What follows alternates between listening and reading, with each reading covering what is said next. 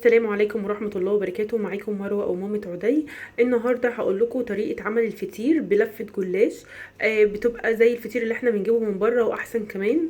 ومكونات نظيفة وحاجات احنا جايبينها وعارفينها، وطبعا كفاية نظافة البيت والحلاوة اللي احنا بنطلع بيها، وكفاية فرحة اللي عندك في البيت وهم عارفين ان انتي بتعرفي تعملي حاجة حلوة وفعلا جميلة. جربي الطريقة دي بجد ومش هتندمي. ويلا بينا نبدأ الفيديو. في البداية انا طبعا المكونات اللي قدامكم دي انا هستخدمها لفطيرتين للجلاش. ده نص كيلو صدق مقطعاه قطع صغيره بالمقص. وعندي هنا دول حوالي 4 فلفلات، واربع فلفلات اخضر، ونص فلفلايه احمر، ونص فلفلايه اصفر. وبقطع الشرايح دي عشان التزيين يعني للوش. تمام. ودي حوالي 3 طماطمات بشيل منهم القلب.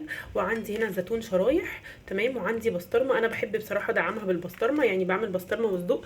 وعندي هنا بضايه وجبنه، عندي جبنه طعمه وجبنه كيري وكوبايه لبن. طبعا يعني من كل حاجه احنا بنحط اتنين، يعني الكوبايه دي انا يعني على كل صينيه بحط كوبايتين. الجبنه والحاجات دي اختياري على حسب الحاجه الموجوده عندك.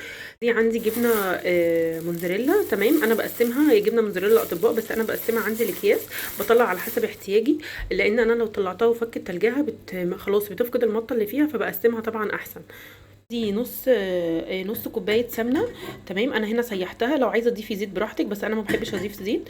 وباخد نص كوبايه السمنه دي واضيف عليها كوبايه اللبن وعليها بضايه. طيب انا عندي كوبايه اللبن اهي. تمام. بحط عليها بضايه طبعا، ما بحطش كوبايه لبن بالظبط، بحط كوبايه الا على اساس ان هي والبيت تبقى كوبايه.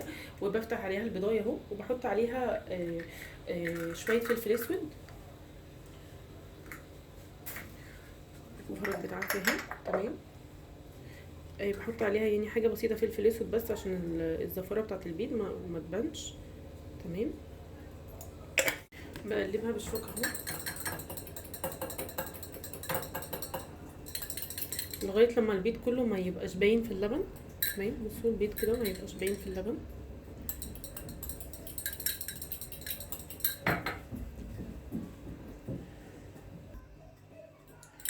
تمام. وبعدين بنزل بيها هنا، بنزل بيها كلها على السمنه.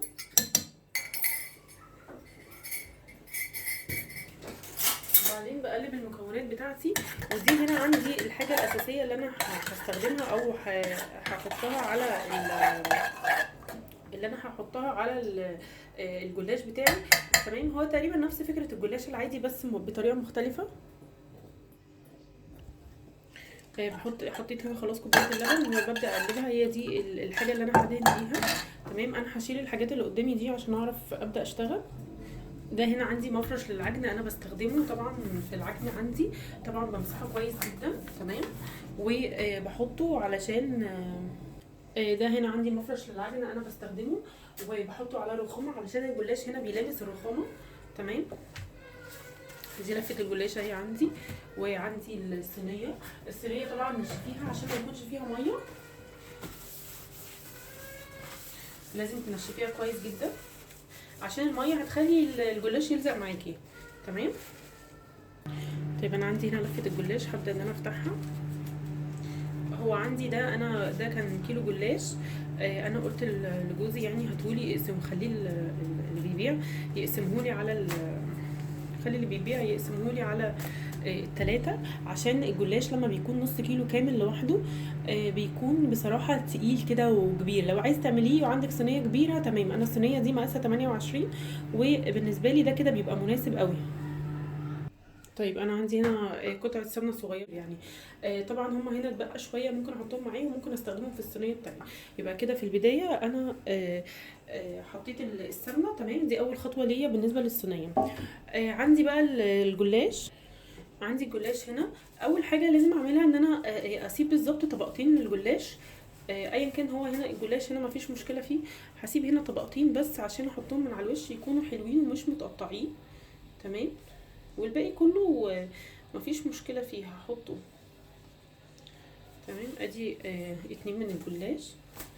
طبقهم بس كده عشان احطهم على الوش واسيبهم على جنب. تمام. قبل ما انا ابدا استخدم الجلاش بتاعي هبدا ان انا احط برضو تحت تكون واحده كده حلوه.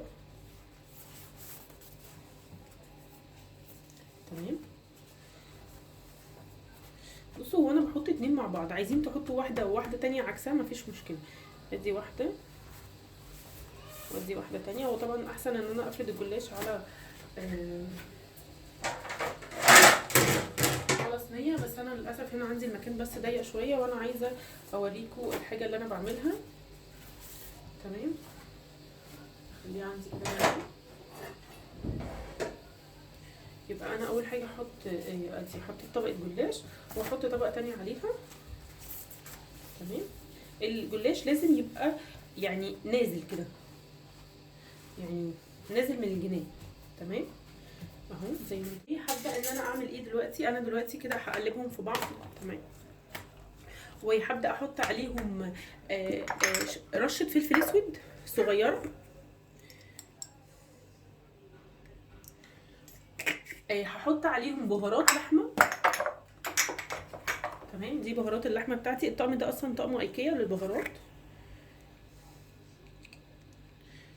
يعني زي نص معلقه كده بهارات لحمه، بصراحه بتفرق معايا في الطعم جدا.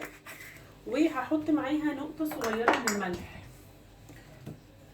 تمام، عشان الطماطم والحاجات دي بتهدي الصدوق، ساعات بتبقى الملح بتاعها مش كتير. اهو نقطه صغيره من الملح، واقلبهم مع بعض وبعدين احطهم على الصدوق. كده انا قلبتهم مع بعض، هبدا ان انا احطهم على الصدوق. تمام، وتبداي ترشي. انا هنا مش عايزه استخدم المعلقه بصراحه، بحس ان انا هبقى متحكمه اكتر لو استخدمت ايدي. تمام، دي تخينه شويه، دي تقريبا من القلب اتحطت غلط. بصوا الجمال، بصوا الحلاوه. لو في حاجات بقت معاكم ممكن تخلوها في التلاجة او في الفريزر وتستخدموها في حاجه تانية. بصوا الشكل التحفه. طيب هبدا ان انا احط كمان زيتون. عندي زيتون شرايح اهو. تمام، عندك زيتون شرايح، عندك زيتون عادي عايزه تقطعيه وتقطعي منه حاجات بسيطه مفيش مشكله، يعني كله شغال وكله مش هيقول لا. تمام، والطعم بيبقى تحفه وبيبقى جميل. عايزه اقول لكم كفايه بس ان هي بالصدق وبالبسطرمه، يعني ده العشق فعلا. الصدق والبسطرمه ده حاجه جميله جدا يعني. انا بحط كده اهو بحط زيتون. تمام، شرايح الزيتون عليها.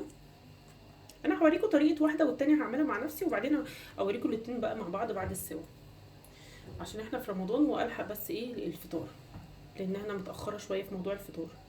تمام، ادي الزيتون معايا، وبعدين هحط عندي جبنه كيري وعندي جبنه طعمه.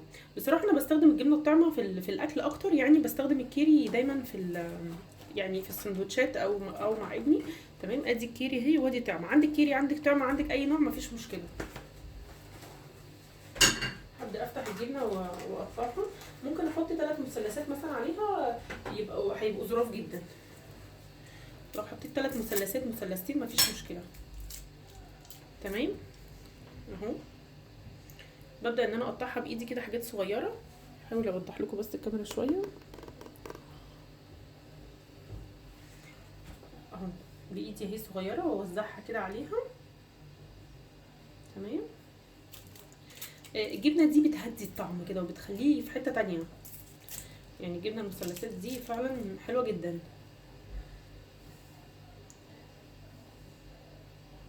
تمام،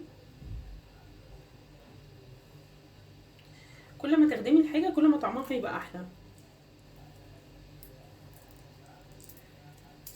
اخر واحده اهي.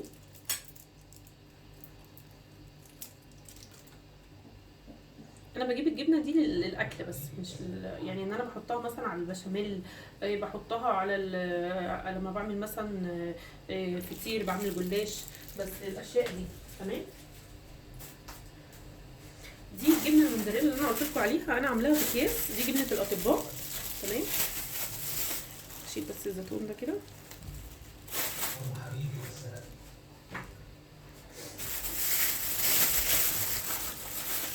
رشي بقى كده موتزاريلا عليها عشان تاخد الطعم الحلو الجميل.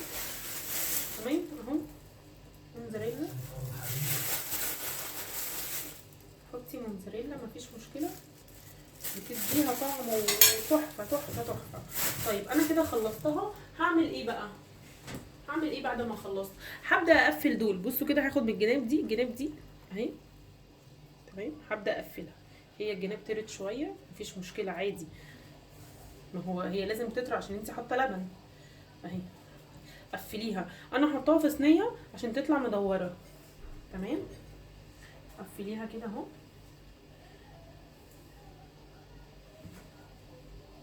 طيب انا كده خلصت. بعد ما اخلص هعمل ايه؟ هحط نقطه من الزيت اللي هو بتاع الصدق على الوش كده. تمام، هيديها طعم تحفه تحفه تحفه تحفه. هو اصلا الصدق ده بلدي، فالدهون دي عموما يعني مش يعتبر مش مضره لانه بلدي.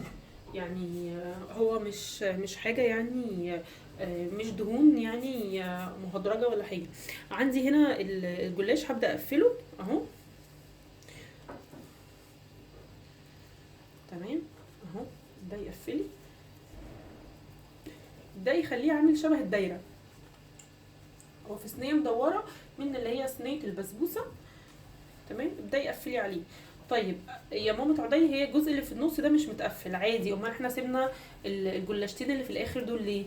هبدا ان انا برضو ادهن هنا اهو. تمام. طيب هبدا اخد الجلاشتين تمام هما اللي انا كنت سايباهم اهو، واحط واحده كده واقفل عليها، انزل عليها من تحت كده عشان تديني شكل الفطيره، وعشان تغطي برضو الحته اللي عندي باينه. تمام.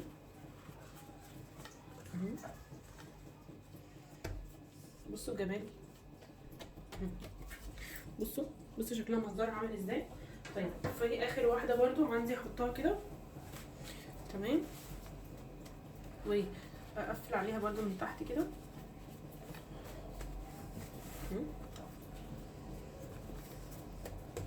محشيه جميله جميله وريحتها تحفه، ولسه كمان لما تتحط في الفرن هتطلع. تمام. طيب اللي اتبقى ده مننا هحط كده على الوش. تمام، هبدا احط على الوش كده، والجزء اللي اتبقى اشربها كده عادي، مفيش مشكله في التشريب. هي كده كده هتتشربها كلها. تمام، السمنه واللبن. انا حطيت الباقي بتاع الخلطه على الوش هنا، وبعدين بدات احط دول. تمام، وهبدا احط الجبنه الموزاريلا على الوش كده عشان تدينا شكل حلو. تمام، بس وكده الفطير عندي جاهز. بصراحه هو شكله تحفه وجميل، بصوا كده. تمام، بصوا اللون جميل ازاي. طبعا الدنيا اتبهدلت هنا، مفيش مشكله يعني، البهدله دي هنشيلها بعدين. تمام، هسويها وارجع لكم تاني. صينيتين اهم في الفرن، بسم الله ما شاء الله شكلهم يفرح، وهوريهم لكم بعد السوا. تمام، هو الفرن اهو شغال والمروحه بتاعته شغاله. ده شكل الفطير بالصدق والبسطرمه، هم في الفرن خلاص، هم كده استووا، هطلعهم واوريهم لكم. ده شكل الصينيتين بعد ما طلعوا، وممكن تقدموا معاهم بطاطس محمره. انا عملت معاهم بطاطس محمره زي ما انتم شايفين كده المنظر بصراحه، والصوت بصوا الصوت مورقه كده وجميله. وشكرا ليكم ولوقتكم، ويا ريت اكون فدتكم، وجربوا الوصفه دي، ولو جربتوها اكتبوا لي في الكومنتات، وما تبخلوش عليا باللايك للفيديو والسبسكرايب للقناه، وباي باي.